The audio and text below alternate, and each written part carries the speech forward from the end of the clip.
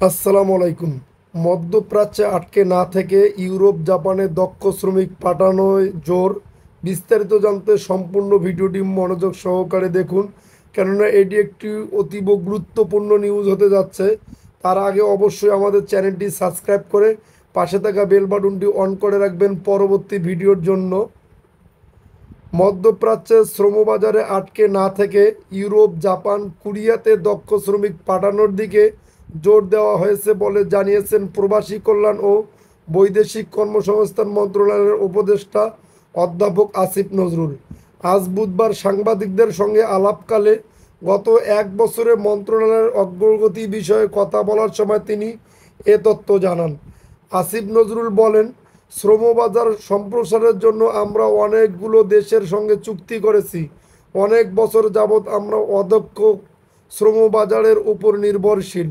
মধ্যপ্রাচ্য হোক, মালয়েশিয়া হোক, অদক্ষ শ্রমিকরা যাবে, অনেক টাকা বেতন পাবে, প্রতারিত হবে, কেউ কেউ দেশে ফেরত আসবে। সেই জায়গা থেকে সরে এসে আমরা ইউরোপ, জাপান, কোরিয়াতে দক্ষ শ্রমিক পাঠানোর দিকে জোর দিয়েছি। ইতিমধ্যে অনেকগুলো দেশের সঙ্গে সমঝোতা চুক্তি স্বাক্ষর হয়েছে। চুক্তির বিষয়ে তিনি বলেন, মধ্যপ্রাচ্যের ওমানের সঙ্গে চুক্তি হয়েছে। ইউরোপের সার্বিয়া, ইতালি, স্পেন, অস্ট্রেলিয়া, মাল্টা, এছাড়া মরিশাস, ইরাকে নতুন কর্মী পাঠানোর উদ্যোগ গ্রহণ করা হয়েছে। এর বাইরে সিজনাল কর্মী পাঠানোর জন্য দক্ষিণ কোরিয়ার একটি প্রদেশের সঙ্গে চুক্তি হয়েছে।